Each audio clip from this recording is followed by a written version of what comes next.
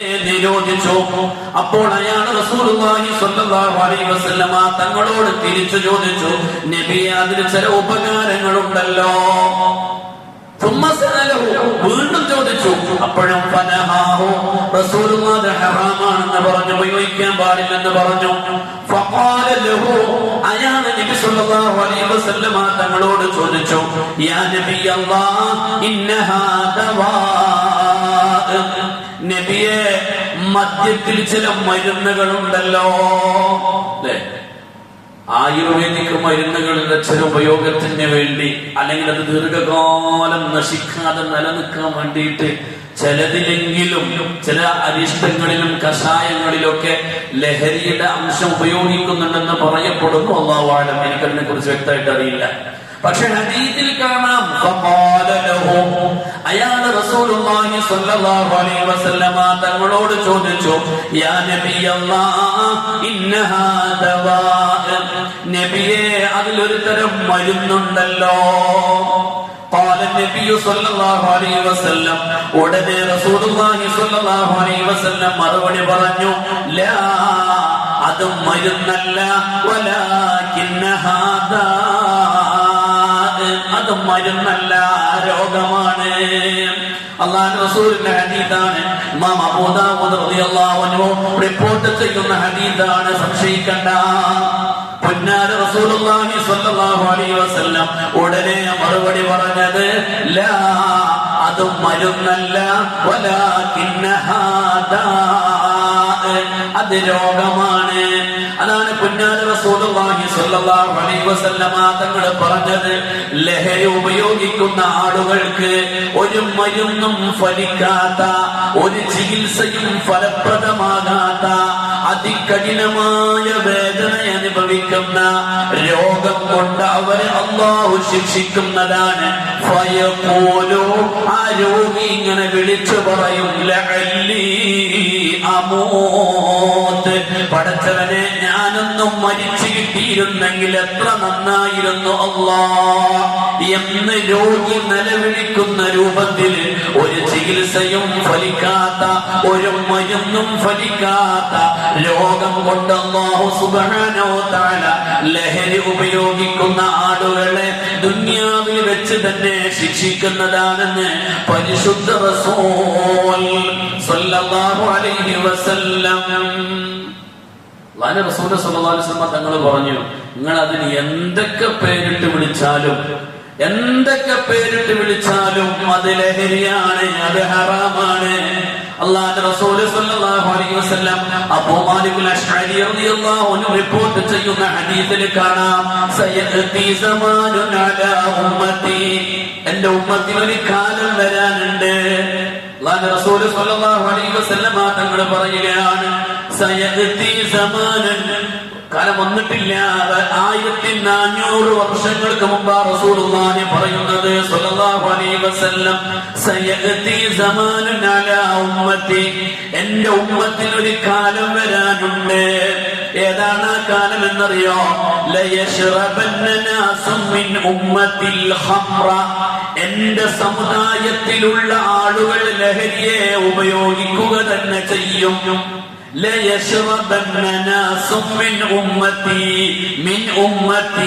അള്ളാഹുവിന്റെ റസൂല് പറഞ്ഞത് ജനങ്ങൾ ഉപയോഗിക്കുന്നല്ല, എന്റെ ഉമ്മത്തിങ്ങൾ, എന്റെ സമുദായത്തിൽപ്പെട്ടവർ കുടിക്കുക തന്നെ ചെയ്യും. അവർ കുടിക്കുക തന്നെ ചെയ്യും. കള്ള്, ലഹരി. എന്നിട്ട് അവർ അതിന് പേര് പറയും, അതിന്റെ പേരല്ലാത്ത പല പേരുകളും പറയും. കള്ള് കുടിക്കണില്ല, പിന്നെ ബീറ, അല്ലെ? അല്ലെങ്കിലോ വേറെ വല്ല പേരും പറയും. അത് ആൻസ് അല്ലേ, അല്ലെ പാംബ്രാക്ക് അല്ലേ, അല്ലെ മധു അല്ലേ? ഇങ്ങനെ അതിന് പേര് വെക്കും. മദ്യത്തിന്റെ പേരറിയണമെങ്കിൽ നിങ്ങൾ മാഹി പോയോ? മദ്യത്തിന്റെ പേരറിയണമെങ്കിൽ മാഹിയിൽ പോയോ? ഞാൻ കണ്ണൂര് ജോലി ചെയ്യുന്ന സമയത്ത് എല്ലാ മാസവും മാഹിയിലൊരു സ്ഥലത്ത് വന്ന് ഖുർആൻ ക്ലാസ് എടുക്കുമായിരുന്നു. അപ്പൊ അവിടെ ഇങ്ങനെ ഈ വിഷയത്തെ കുറിച്ച് ഇങ്ങനെ പറയുമ്പോ ഓരോരുത്തരും നമ്മുടെ നാട്ടിലെ പിന്നെ മത്സ്യത്തിന് പേരിടുന്ന പോലെയാണ് അവിടെ മദ്യത്തിന്റെ പേര്. അള്ളാന്റെ റസൂലിന്റെ വാക്കൊന്ന് നോക്കണം. അവർ അതിന് പേര് വെക്കും അതിന്റെ പേരല്ലാത്ത പല ഓമന പേരിട്ടുകൊണ്ട് ഓമന പേരും അവർ വിളിപ്പേരും അതിന് വിളിക്കും. ഞങ്ങളുടെ നാട്ടിൽ പച്ചക്കാരക്കാരനവരുണ്ട്. പച്ചക്കാരൻകാരൻ മീൻ വിൽക്കുന്ന ആളാണ്. മൂപ്പര് ഓരോ ദിവസവും മത്സ്യത്തിന് ഓരോ സിനിമക്കാരെ പേരിട്ടാണ്. ഓരോ ദിവസം ഓരോ സിനിമക്കാരെ പേരിട്ടിട്ടാണ് മൂപ്പര് മത്സ്യം വിൽക്കുക. എന്ന പോലെ ഈ മദ്യത്തിന് വിവിധങ്ങളായ പേരുകൾ അവർ ഉപയോഗിക്കുമെന്ന് പരിശുദ്ധ റസൂൽ സ്വല്ലല്ലാഹു അലൈഹി വസല്ലം. മാത്രമല്ല, ഹദീസ് ഒന്ന് ചേർത്ത് വായിച്ചോളൂ. അല്ലാഹുവിന്റെ റസൂൽ സ്വല്ലല്ലാഹു അലൈഹി വസല്ലം തങ്ങൾ പറയുകയാണ്, ആണെന്നോ പെണ്ണെന്നോ വ്യത്യാസമില്ലാതെ, ചെറിയവരെന്നോ വലിയവരെന്നോ വ്യത്യാസമില്ലാതെ ലഹരികൾ ഉപയോഗിക്കുന്ന കാലം വരുമെന്ന്. അത് ആ ലഹരിയെ കുറിച്ച് അവർക്ക് അറിവ് കിട്ടുന്നത് അവരുടെ വീടുകളിൽ നിന്നാണെന്ന്, ഔ മിൻ ആബാഇഹിം അല്ലെങ്കിൽ അവരുടെ പിതാക്കന്മാരിൽ നിന്നാണെന്ന്, ഔ മിൻ ഇഖ്വാനിഹിം അല്ലെങ്കിൽ അവരുടെ സഹോദരന്മാരിൽ നിന്നാകുമെന്ന് ഹബീബായ റസൂലുള്ളാഹി സ്വല്ലല്ലാഹു അലൈഹി വസല്ലം. ആണെന്നോ പെണ്ണെന്നോ വ്യത്യാസമല്ലാതെ കണ്ടുകുടിക്കുന്ന കാലം വരും, ലഹരി ഉപയോഗിക്കുന്ന കാലം വരും. ചെറിയവരെന്നോ വലിയവരെന്നോ വ്യത്യാസമില്ലാതെ ലഹരി ഉപയോഗിക്കുന്ന കാലം വരും. കോഴിക്കോട് ജില്ലയിലെ 2017 മുട്ടായി തെരുവിലെ എല്ലാ മെഡിക്കൽ സ്റ്റോറുകളിൽ നിന്നും ഒരു പ്രത്യേക തരം പെയിൻ കില്ലറുകൾ അമിതമായി വിൽപ്പന നടത്തുന്നത് ആരോഗ്യ വകുപ്പിന്റെ ശ്രദ്ധയിൽപ്പെട്ടു. മിഠായി തെരുവിലെ മെഡിക്കൽ സ്റ്റോറുകളിൽ നിന്നൊക്കെ ക്യാൻസർ രോഗികൾക്ക് ഡോക്ടറുടെ സ്ക്രിപ്റ്റ് ഇല്ലാതെ കൊടുക്കാൻ പറ്റാത്ത ചില മരുന്നുകളൊക്കെ അത് അവിഹിതമായ മാർഗത്തിലൂടെ വിൽപ്പന നടത്തുന്നത് ശ്രദ്ധയിൽപ്പെട്ടു. അതിനെക്കുറിച്ച് ബന്ധപ്പെട്ട ഉദ്യോഗസ്ഥർ നിയമപാലകർ അന്വേഷണം നടത്തി. ഇത് വാങ്ങിക്കൊണ്ടു പോകുന്നതാവട്ടെ 19, 20, 21, 22 വയസ്സുള്ള വിദ്യാർത്ഥിനികളാണ്. എന്നിട്ടോ ഇത് ഉപയോഗിക്കുന്നതാവട്ടെ സിറിഞ്ചിലേക്ക് വലിച്ചെടുത്തിട്ട് ഇൻസുലിൻ പോലെ കുത്തിവെച്ചിട്ട് അതിലൊരു തരം ലഹരി കണ്ടെത്തുന്നവർ. അല്ലാഹു കാത്തിരക്ഷിക്കട്ടെ, അല്ലാഹു കാത്തിരക്ഷിക്കട്ടെ. അല്ലാഹുവിന്റെ പരിശുദ്ധ റസൂൽ സ്വല്ലല്ലാഹു അലൈഹി വസല്ലം തങ്ങൾ പറയുകയാണ്, ചെറിയവരെന്നോ വലിയവരെന്നോ വ്യത്യാസം ഉണ്ടാവില്ല.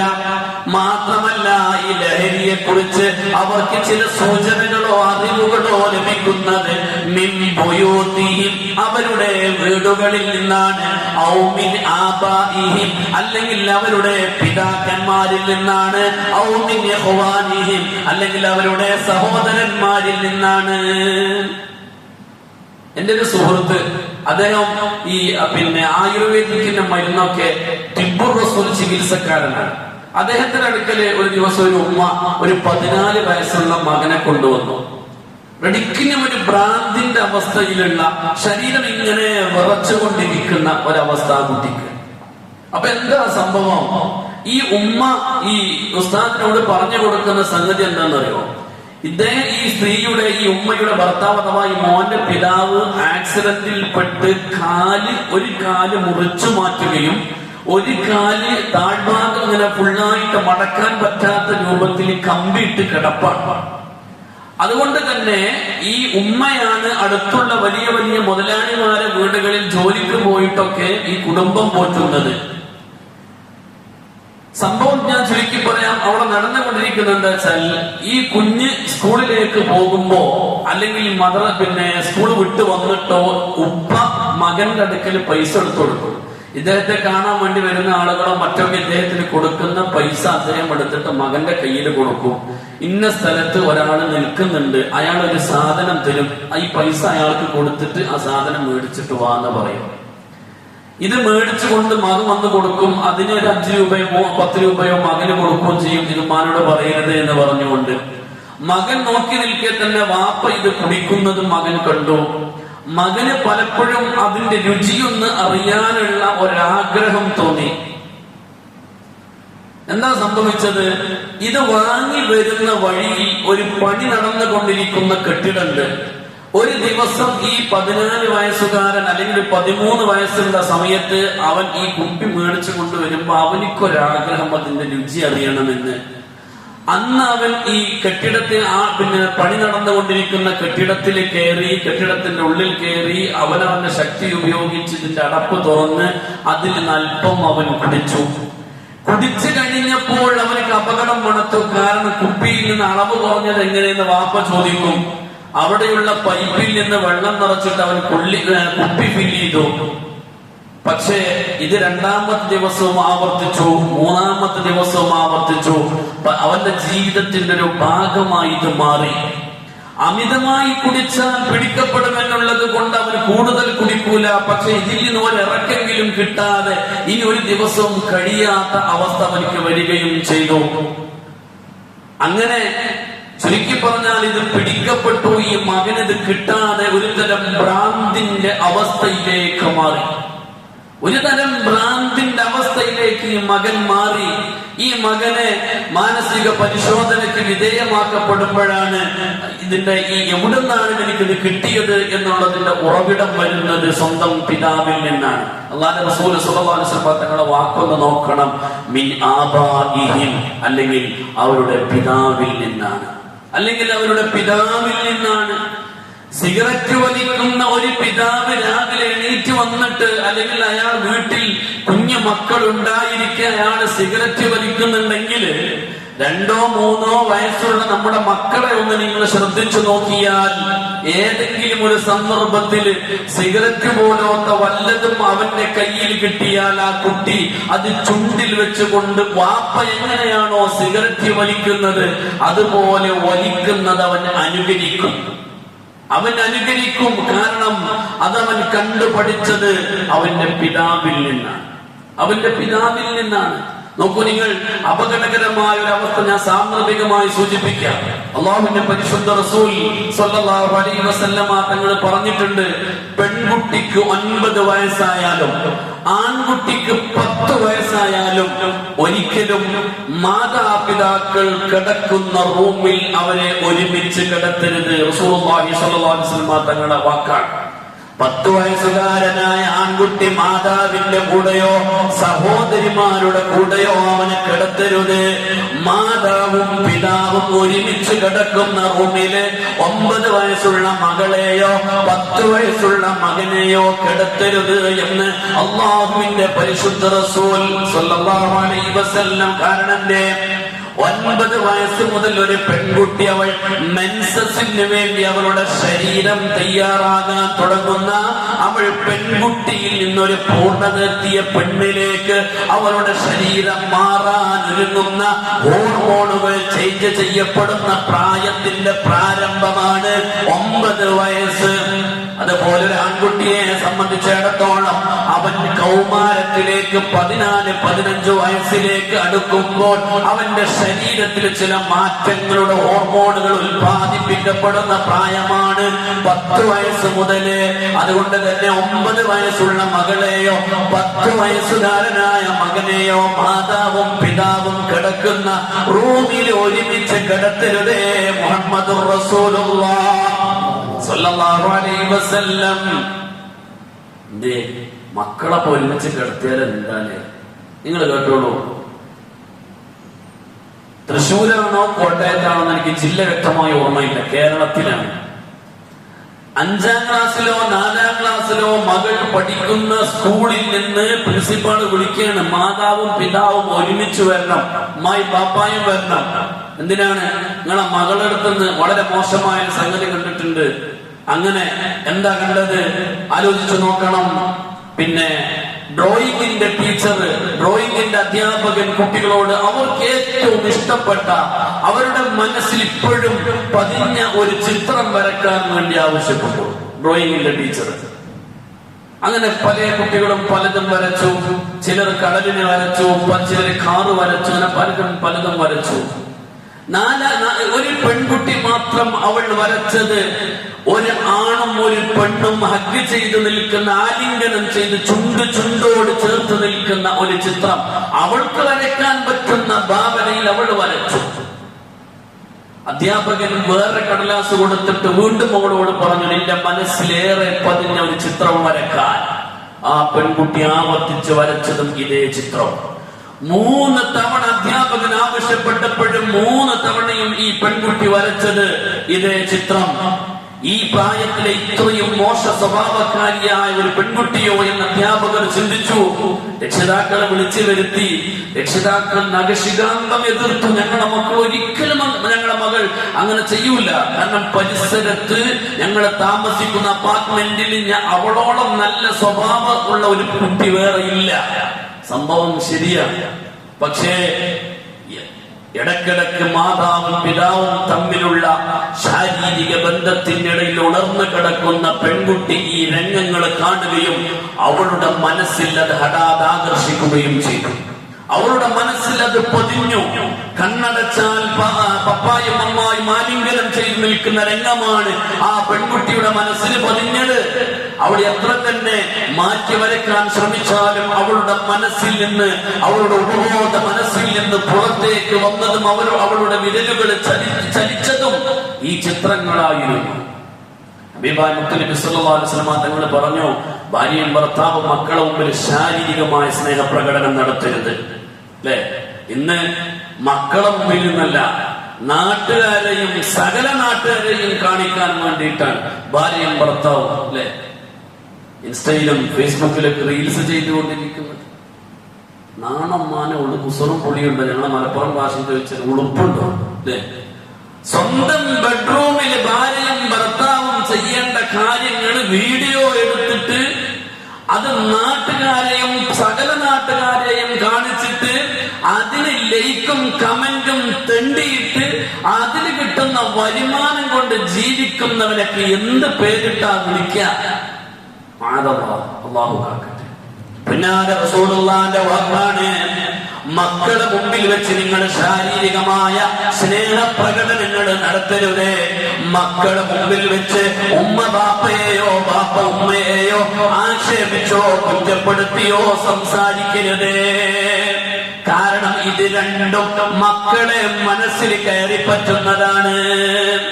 മക്കളെ മനസ്സിൽ കയറി പറ്റുന്ന സംഗതികൾ അതൊക്കെ, അത് വിഷയം മാറിപ്പോകും. ഞാൻ പറഞ്ഞു എന്ന് മാത്രം. അഥവാ ഞാൻ പറഞ്ഞു വന്നത്, അല്ലാഹുവിന്റെ റസൂൽ സല്ലല്ലാഹു അലൈഹി വസല്ലം തങ്ങൾ പറഞ്ഞു, ഈ ലഹരിയെ കുറിച്ച് അവർക്ക് ബോധം കിട്ടിയത്, അവർക്കൊരു അറിവ് കിട്ടിയത്, അല്ലെങ്കിൽ സൂചന കിട്ടുന്നത് മിൻ ബുയൂതിഹിം, അവരുടെ വീടുകളിൽ നിന്നാണ്, ഔ മിൻ ആബാഇഹിം, അല്ലെങ്കിൽ അവരുടെ പിതാക്കന്മാരിൽ നിന്നാണ്, ഔ മിൻ ഇഖ്വാനിഹിം, അതല്ലെങ്കിൽ അവരുടെ സഹോദരന്മാരിൽ നിന്നാണ്. ഇങ്ങനൊരു കാലം എന്റെ സമുദായത്തിൽ വരാനുണ്ടെന്ന് അല്ലാഹുവിന്റെ പരിശുദ്ധ റസൂൽ സല്ലല്ലാഹു അലൈഹി വസല്ലം പരിശുദ്ധ ഖുർആൻ കുനികള് ഞാൻ മുമ്പ് പറഞ്ഞിട്ടുണ്ട്. ലഹരി അല്ലാഹു ഒരൊറ്റ തവണ എതിർത്തതല്ല. ലഹരി അല്ലാഹു ഒരൊറ്റ ഘട്ടത്തിൽ നാളെ മുതൽ നിങ്ങൾ കണ്ടുപിടിക്കരുത് എന്ന് പറഞ്ഞതല്ല.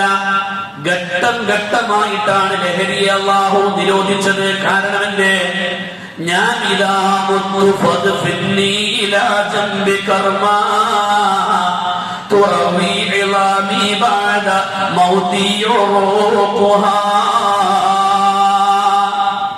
അല്ലാഹുവിന്റെ റസൂൽ സല്ലല്ലാഹു അലൈഹി വസല്ലം തങ്ങളെ ഇസ്ലാമിന്റെ സുന്ദര സന്ദേശവുമായി കടന്നു വരുന്ന സമയത്ത് അറേബ്യയിലുള്ള അവസ്ഥ ഇതാണ്.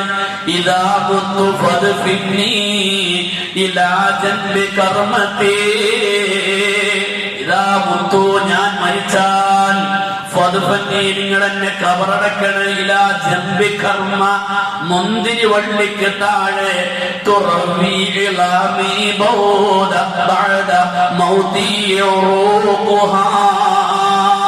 ഞാൻ മരിച്ചു തുരുമ്പിപ്പോയാലും ആ മുന്തിരി വള്ളിയുടെ വേരിന്റെ നീര് എന്റെ എല്ലുകളിലേക്ക് എത്തട്ടെ എന്ന വസിയത്ത് ചെയ്തിരുന്ന മധ്യരാജാക്കന്മാർ ജീവിച്ചിരുന്ന കാലത്ത് പെട്ടെന്നൊരു ദിവസം ഇറങ്ങി വന്നിട്ട് നിങ്ങൾ ഈ നാളെ മുതൽ കള്ള് കുടിക്കരുത് എന്ന് പറഞ്ഞാൽ അത് ഉൾക്കൊള്ളാൻ അവർക്ക് കഴിയില്ല. അത് ഉൾക്കൊള്ളാൻ അവർക്ക് കഴിയില്ല. പിന്നെയോ ഖുർആൻ എങ്ങനെയാണ് അത് എതിർത്തത്? 4 ഘട്ടങ്ങളായിട്ടാണ് അല്ലാഹുവിന്റെ പരിശുദ്ധ ഖുർആൻ ലഹരിയെ എതിർക്കുന്നത്. ആദ്യം ഖുർആൻ പറഞ്ഞ സൂറത്തുൽ നഹ്ൽ 67-ാമത്തെ ആയത്ത്, വമിൻ സമറാത്തിൻ നഖീലി വൽ അഅനാബി തത്തഖിദൂന മിൻഹു സകറൻ വരിസ്ഖൻ ഹസനാ. ഒന്നാമത്തെ ഘട്ടം ഖുർആൻ പറഞ്ഞു, ഈത്തപ്പഴത്തിൽ നിന്നും മുന്തിരിയിൽ നിന്നുമെല്ലാം അവർ ഉണ്ടാക്കുന്ന ലഹരിയുള്ള ചില വസ്തുക്കൾ, എന്നാൽ അത് ഭക്ഷിക്കാൻ രസകരവുമാണ്. അങ്ങനത്തെ ചില വസ്തുക്കൾ നല്ലതല്ല എന്നൊരു സൂചന ആദ്യം കൊടുത്തത്.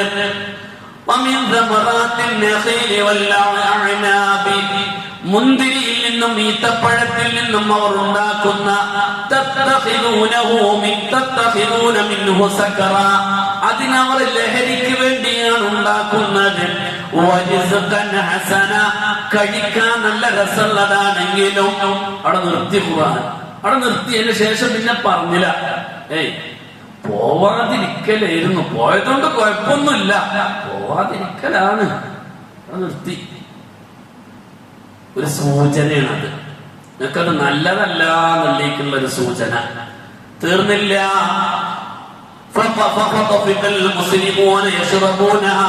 പിന്നെ അത് ഇങ്ങനെ വന്നപ്പോഴും ആരും അത് ഉപേക്ഷിച്ചില്ല. നല്ലൊരു വിഭാഗം ആളുകൾ അത് ഉപയോഗിക്കാൻ തുടർന്നു. അപ്പൊ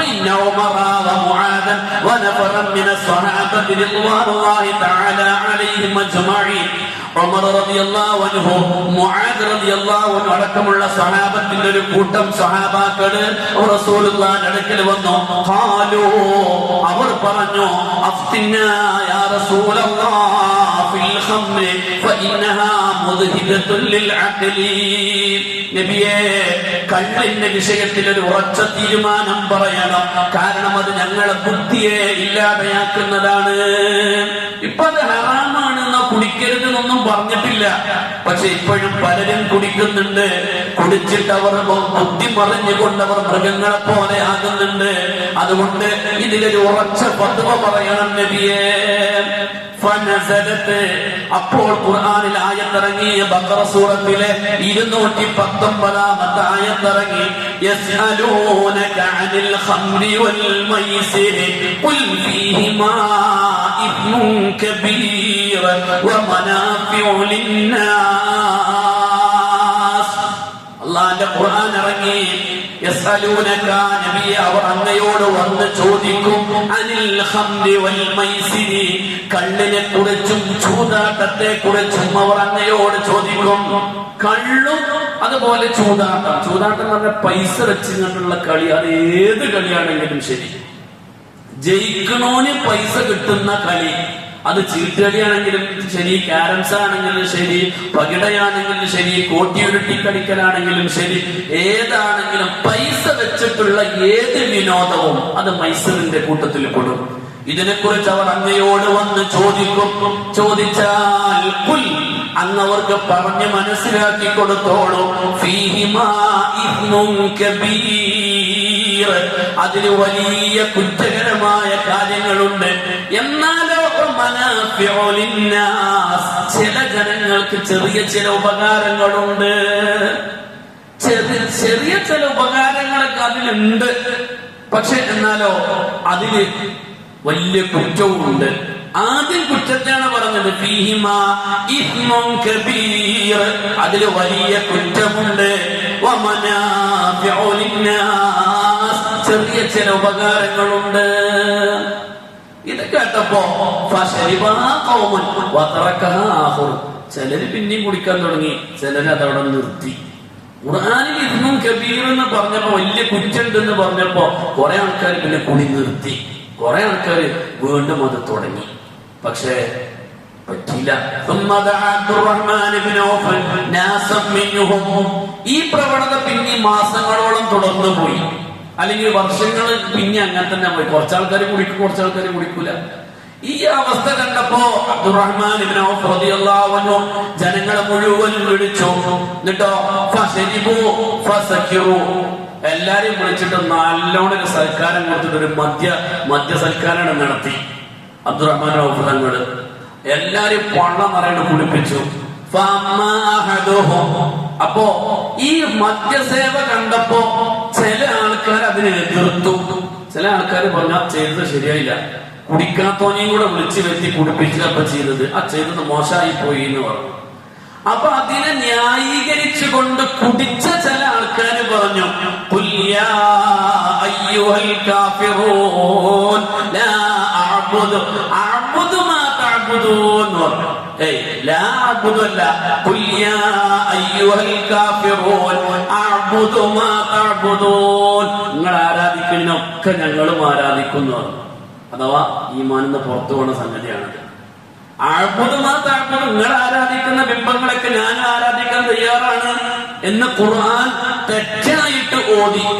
ഖുർആൻ തെറ്റായിട്ട് ഓതിയപ്പോ ഫനസലത്ത്, അപ്പോൾ ആയത്തിറങ്ങി, യാ അയ്യുഹല്ലദീന ആമനൂ, സത്യവിശ്വാസികളെ, ലാ തഖറബുസ്സലാത, നിങ്ങൾ നിസ്കാരത്തിന് വേണ്ടി പോവരുത്, വഅൻതും സുഖാറാ, നിങ്ങൾ ലഹരി ഉപയോഗിച്ചവരായിരിക്കെ, ഹത്താ തഅലമൂ മാ തഖൂലൂന, നിങ്ങൾ എന്താ പറയുന്നതെന്ന് നിങ്ങൾക്ക് പോലും ബോധമുണ്ടാവില്ല.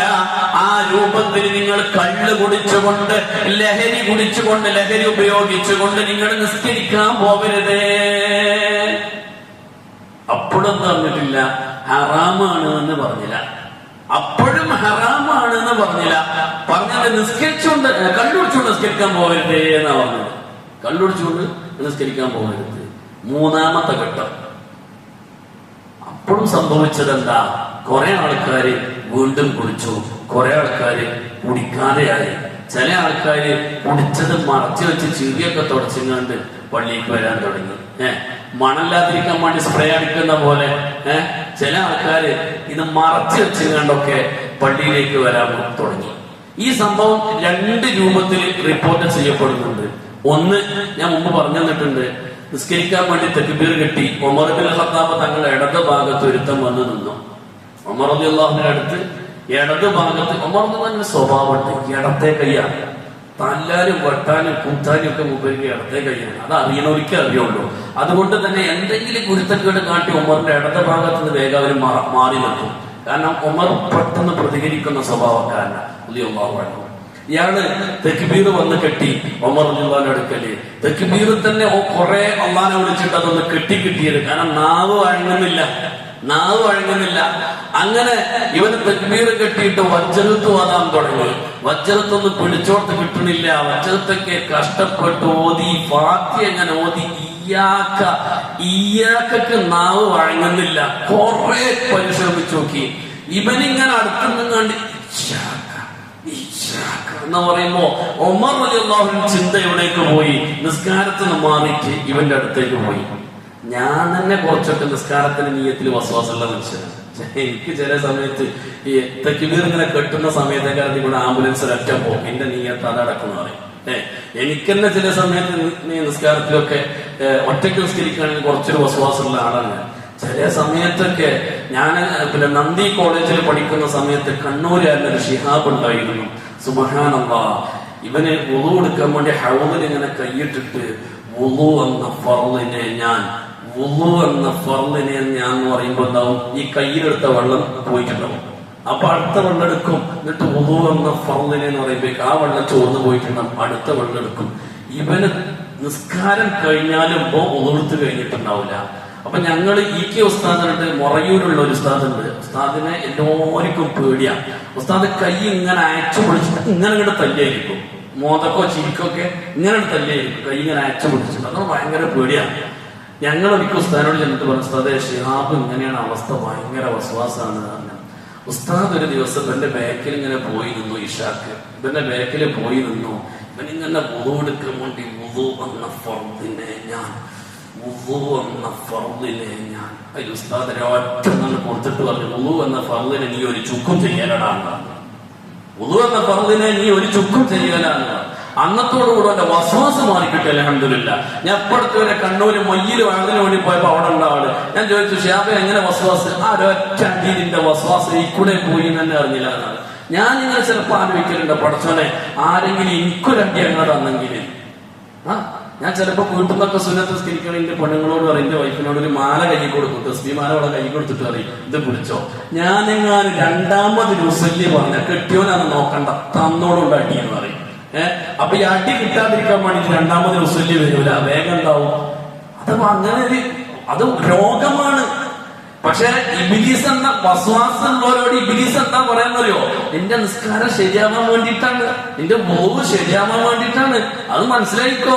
ഇത് ഇബ്ലീസ് ഇങ്ങനെ പറഞ്ഞാലും ശരിയാണ്. ഒന്നാമത്തതാണ് അള്ളാന്റെ അടുത്തുള്ളത്. ഒന്നാമത്തെ ഉസല്ലി അത് കറക്റ്റാണ്, പടച്ചോ നേരിട്ട് തന്നതാ. രണ്ടാമത്തെ ഉസല്ലി ഇബ്ലീസ് ഇങ്ങനെ കുറ്റി കൊടുക്കുകയാണ്. രണ്ടാമത്തിൽ നിൽക്കൂല, അപ്പൊ മൂന്നാമത്തിയുമായി നിൽക്കൂല. അപ്പൊ നമുക്ക് തിപ്പൽ കെട്ടിയെന്നോ ശരിയായിട്ടില്ലേ? ഇബ്ലീസോ ഇല്ലടാ ശരിയായിട്ടില്ല, അത് അയച്ചു കെട്ടിക്കോ, നിസ്കാരം ശരിയാൻ വേണ്ടി. വസ്വാസ് അത് ഇബ്ലീസിന്റെതാണ്. അത് ഒരിക്കലും പടച്ചവന്റെ ഭാഗത്തു നിന്നുള്ളതല്ല. ഒരാളും അതിന്റെ പിന്നാലെ പോയേക്കരുത്. അല്ലാഹു സുബ്ഹാനഹു ജല്ല ജലാലുഹു വല്ലാത്തൊരവസ്ഥയാണ്. ഞാൻ ആദ്യം ജോലി ചെയ്യുന്ന പള്ളിന്റെ സെക്രട്ടറി ഭാര്യനെ തൊലാക്കില്ലേണ്ടി വന്നു, ഭാര്യന്റെ വസ്വാസ് കാരണത്താല്. കാരണം എന്താണെന്നറിയോ? ഒരു പിയേഴ്സിന്റെ സോപ്പ് തീരുന്നത് വരെ 3 മാസം പ്രായമുള്ള കുട്ടിനെ കുളിപ്പിച്ചു. 3 മാസം പ്രായമുള്ള കുട്ടിനെ ഒരു പിയേഴ്സിന്റെ സോപ്പ് തീരുന്നത് വരെ കുളിപ്പിച്ചു. മാത്രല്ല, ഈ സാധു വെള്ളിയാഴ്ച ജുമാക്കൊക്കെ പോകാൻ വേണ്ടിട്ട് കഞ്ഞി കുടിക്കാൻ വേണ്ടിയിരിക്കും. ഒരു പാത്രം കൊണ്ടുവന്ന് എടുത്തിട്ട് കഞ്ഞി കൊയ്ക്കും. ഈ പാത്രത്തിൽ എന്തോ ഉണ്ട് തോന്നുന്നത്, വേണ്ട വേറെ പാത്രം കൊണ്ടുവന്നാലാ. ഇയാൾക്ക് ജുമാക്ക് പോകാൻ സമയമല്ല, കാരണം ഈ കഞ്ഞൊന്ന് കുടിച്ചിട്ടിയാലല്ലേ ജുമാക്ക് പോകാൻ പറ്റുള്ളൂ. ഒരു പരിഹാരമില്ലാതെ വന്ന് ഗതികെട്ടിട്ട് ആ മനുഷ്യനെ അവളെ തൊലാക്കിന്റെ ഒഴിവാക്കി. അത്രയും ഷർറാണ് ഈ വസ്വാസ് എന്ന് പറയുന്നത്. ഏതായാലും സുബ്ഹാനല്ലാഹ്, അതുപോട്ടെ ഈ മനുഷ്യൻ ഉമർ ബിൻ ഖത്താബ് തങ്ങൾ അടുത്ത് വെച്ചിട്ട് ഈ ഇയ്യാക്കൊണ്ട് ഇങ്ങനെ കളിക്കാൻ തുടങ്ങി. ഉമർ തങ്ങളുടെ ചിന്ത നിസ്കാരവും വിട്ടിട്ട് എവിടേക്ക് പോയി? ഇവന്റെ വസ്വാസിലേക്ക് പോയി. തക്ബീർ കഴിച്ചിട്ട് ഒറ്റൊന്ന് പരിധിക്കാണ് കൊടുത്തു, മോന്തി കുത്തിയിട്ട് അവിടെ വീണു. നിസ്കാരം കഴിഞ്ഞ ബോധം കെട്ട് വീണു, അവിടെ കിടന്നു. നിസ്കാരം കഴിഞ്ഞ് നെറ്റിയൊക്കെ പൊട്ടിയിട്ട് അള്ളാൻ റസൂലിന്റെ അടുത്ത് വന്നിട്ട് പറഞ്ഞു, ഉമറിന്റെ അടി കാരണത്താൽ എന്റെ നിസ്കാരം പോയി, എന്റെ നെറ്റി പൊട്ടി എന്ന് പറഞ്ഞു. അള്ളാൻ റസൂലിന്റെ അടുത്ത് ഉമർ വന്നിട്ട് പറഞ്ഞു, കള്ളുടിച്ചുകൊണ്ട് പള്ളിക്ക് വന്ന ഉമർ ഇനി തല്ലുന്ന, അതിലൊരു സംശയമല്ല. കള്ളു കുടിച്ച് പള്ളിക്ക് വന്ന ഉമർ തല്ലും നബിയെ, ഒരു സംശയമില്ല. ഇല്ലെങ്കിൽ പിന്നെ പടച്ചവനോട് പറഞ്ഞിട്ട് ഇതങ്ങോട്ട് നിർത്താൻ വേണ്ടി പറയുന്നത്, കള്ള് ഹറാമാക്കാൻ വേണ്ടി പറയൂ എന്ന് പറഞ്ഞു. അള്ളാഹുവിന്റെ റസൂൽ സല്ലല്ലാഹു അലൈഹി വസല്ലം തങ്ങൾ ഉമർ റളിയല്ലാഹുവിനോട് പറഞ്ഞു, ഉമർ ഇത് അങ്ങനെ ഒറ്റയടിക്ക് തീരുമാനിക്കാൻ പറ്റിയ സംഗതി ഒന്നല്ല, ഇത് പടച്ചോന്റെ തീരുമാന. പക്ഷേ അള്ളാഹുവിന്റെ ആയത്തിറങ്ങി. ഉമർ ഇബ്നുൽ ഖത്താബ് റളിയല്ലാഹു അൻഹുവിന്റെ തീരുമാന പ്രകാരം സൂറത്തുൽ മാഇദയിലെ 91-ാമത്തെ ആയത്തിറങ്ങി. യാ അയ്യുഹല്ലദീന ആമനൂ, ഏ സത്യവിശ്വാസികളെ, ഇന്നമൽ ഖംറു, തീർച്ചയായും കള്ളും, വൽ മൈസിറു, ചൂതാട്ടവും, വൽ അൻസാബു, പിന്നെ ഈ ജ്യോത്സ്യപ്പണിയും, വൽ അസ്ലാമു, പ്രശ്നക്കോല് വെക്കലും, റിജ്സും മിൻ അമലി ശൈത്വാൻ, ഇതെല്ലാം ശൈത്വാന്റെ പ്രവർത്തനങ്ങളാണ്, പ്രവർത്തനങ്ങളല്ല, ശൈത്വാന്റെ പ്രവർത്തനങ്ങളിൽ ഏറ്റവും മോശമായതാണ് കള്ളും പിന്നെ ഈ ചൂതാട്ടം. നേരത്തെ പറഞ്ഞ പൈസ വെച്ചുകൊണ്ടുള്ള വിനോദങ്ങള്. അൻസ്വാബ് എന്ന് പറഞ്ഞാല് അറബികൾക്കിടയിൽ ഒരു സ്വഭാവം ഉണ്ടായിരുന്നു. അവര് പല കളറിലുള്ള അമ്പുകൾ അവരുടെ കയ്യിലുണ്ടാവും. എന്തെങ്കിലും ഒരു പരിപാടിക്ക് ഉദ്ദേശിക്കുമ്പോൾ അവർ കണ്ണടച്ചിട്ട് വട്ടം ചുറ്റിയിട്ട് അതിൽ നിന്നൊരു അമ്പ് എടുക്കും. ആ അമ്പ് തീരുമാനിക്കും ഇത് വിജയിക്കോ ഇല്ലേ, ഈ യാത്ര പോണോ പോണ്ടേ, ഈ കച്ചവടം നടക്കോ നടക്കൂലേ. അത് അവരുടെ വിശ്വാസമാണ്. പിന്നെ പ്രശ്നക്കോല് നോക്കുക എന്ന് അതിനെ പറയാം. അപ്പൊ നമ്മുടെ നാട്ടിലിപ്പോ ഈ മറ്റേ കബഡി നടത്തിയിട്ടൊക്കെ പറയണ ഇതല്ലേ, ജ്യോത്സ്യപ്പണിക്കല്ലേ, അതിന്റെ വേറൊരു വേർഷൻ ഉണ്ടായിരുന്നു. അതും വിറ്റിട്ട് കുറെ ആൾക്കാർ പൈസ ഉണ്ടാക്കിയിരുന്നു. കുറെ വലിയ ജ്യോത്സ്യന്മാരായിട്ട് ജീവിച്ചിരുന്ന കുറെ സഹാബികളെ കൂട്ടത്തിൽ തന്നെ ഉണ്ടായിരുന്നു. അതും ഇസ്ലാം അതോടുകൂടെ നിർത്തലാക്കി. അതുപോലെ അസിലം എന്ന് പറഞ്ഞാലും ഇതിന്റെ മറ്റൊരു രൂപമാണ്. പകട വെച്ചിട്ട് പക്ഷികളെ പറത്തിയിട്ടൊക്കെ രാവിലെ പിന്നെ നമ്മളൊക്കെ ചെറുപ്പത്തിലുണ്ടായിരുന്ന ഒരു മൈലിനെ കണ്ട ദുഃഖം, 2 മൈലിനെ കണ്ട സന്തോഷം, നിങ്ങളുണ്ടായിരുന്നാവോ, ഞങ്ങളുടെ നാട്ടിലൊക്കെ ഉണ്ടായിരുന്നു. മലപ്പുറത്തൊക്കെ മദ്രസക്കൊക്കെ പോകുമ്പോ 1 മൈലിനെ കണ്ടാൽ ഇന്ന് ഉസ്താദിന്റെ നാട്ടിൽ ഇട്ടു ഉറപ്പാന്ന് പറയും. 2 മൈലിനെ കണ്ടപ്പോൾ ഇന്ന് ഉസ്താദ് ലീവാണ് പറയും. അങ്ങനെ അത് ഒരു സ്വഭാവ രീതിയാണ്. എങ്ങനെയോ പറഞ്ഞു വന്നിരുന്ന ഒരു പക്ഷിശാസ്ത്രം നോക്കുക, തത്തനെ കൊണ്ട് ചീട്ടെടുപ്പിക്കുന്ന സ്വഭാവമൊക്കെ ഉണ്ടല്ലോ, അതൊക്കെ അതിന്റെ ഓരോരോ വശങ്ങളാണ്. ഇതൊക്കെ ഇസ്ലാം അതോടുകൂടെ നിർത്തലാക്കി. അവിടെയാണ് മദ്യം ഹറാമാക്കുന്നത്. അതെല്ലാം നിങ്ങൾ ഉപേക്ഷിക്കണം. ലഅല്ലകും തുഫ്ലിഹൂൻ. ഇന്ന് ദുനിയാവിലും നാളെ ആഖിറത്തിൽ നിങ്ങൾ വിജയിക്കാൻ വേണ്ടി. ഇന്നമാ യുരീദു ശൈത്വാനു അൻ യുഖിഅ ബൈനകുമുൽ അദാവത വൽ ബഗ്ളാഅ ഫിൽ ഖംരി വൽ മൈസിരി. കള്ളിലും ചൂതാട്ടത്തിലും ഇബ്ലീസിന്റെ ചില കുതന്ത്രങ്ങളുണ്ട്. അല്ലാഹു തആല പറയാം, ഇന്നമാ യുരീദു ശൈത്വാനു, ശൈത്വാൻ ഉദ്ദേശിക്കുന്നത് ഈ കള്ള് കൊണ്ടും ഈ ചൂതാട്ടം കൊണ്ടും ഇബ്ലീസ് ഉദ്ദേശിക്കുന്നത് അയ്യുഖിയ ബൈനകുമുൽ അദാവത, നിങ്ങൾക്കിടയിൽ ശത്രുതയുണ്ടാക്കാനാണ്. കള്ള് കുടിക്കുന്നവർക്കിടയിൽ ശത്രുതയുണ്ടാകും. പരസ്പരം ദേഷ്യവും ഉണ്ടാകും. അതുപോലെ ചൂതാട്ടത്തിലുണ്ടാവും. ചീട്ട് കളിച്ചു, ഒരുത്തർ നല്ലോണം പൈസ കിട്ടി, മറ്റോരൊക്കെ അവന്റെ ശത്രുവായിട്ട് മാറും. ഓനോടൊരു ദേഷ്യം ഇവർക്കുണ്ടാകും. അതുപോലെ കണ്ണുടിച്ചു, പിന്നെ ബുദ്ധി മറിഞ്ഞപ്പോ എന്തൊക്കെയോ വിളിച്ചു പറഞ്ഞു. അയലോക്കക്കാർ തമ്മിൽ തെറ്റി, ജ്യേഷ്ഠനും മഞ്ചനും തമ്മിൽ തെറ്റി, ഭാര്യയും ഭർത്താവും തമ്മിൽ തെറ്റി. അതാണ് ഖുർആൻ പറഞ്ഞത്, കള്ള് കുടിക്കുന്ന ഭർത്താവിനെ സ്നേഹിക്കാൻ ഒരു ഭാര്യക്കും കഴിയില്ല. അയൽവാസി കള്ളുകുടിയനാണെങ്കിൽ ആ അയൽവാസിയോട് സ്നേഹത്തോടെ പെരുമാറാൻ തൊട്ടടുത്ത വീട്ടുകാർക്ക് കഴിയില്ല. കള്ളുകുടിയന്മാരോട് എല്ലാവർക്കും ദേഷ്യമാണ്. കള്ളുടിയന്മാരോട് എല്ലാവർക്കും ദേഷ്യ. ആർക്കും അവനോടൊരു സ്നേഹം ഉണ്ടാവൂല. മാത്രമല്ല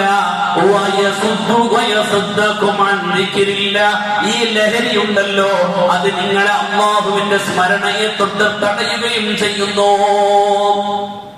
അള്ളാഹുവിനെ കുറിച്ചുള്ള ചിന്ത ഉണ്ടാവില്ല. നിസ്കാരത്തെ തൊട്ടും നിങ്ങളെ തടയുന്നുണ്ട്. അതുകൊണ്ട് ഇനിയും നിങ്ങൾക്ക് നിർത്താനായില്ലേ? നിർത്തിക്കോളൂ. 4ാമത്തെ ഘട്ടത്തിലാണ് ലഹരിയെ പാടെ വിരോധിച്ചുകൊണ്ട് പരിശുദ്ധ ഖുർആനിൽ ആയത്തിറങ്ങിയത്. അത് നിരോധിച്ചതാവട്ടെ, അത് എന്നേക്കുമായിട്ടുള്ള ഒരു നിരോധവുമാണ്. ഇനി അതിലൊരു മാറ്റവുമില്ല. അതിന് ശേഷമാണ് ലഹരി മുഴുവനായിട്ട് നിർത്തലാക്കിയത് 4 ഘട്ടങ്ങളിലായിട്ട്.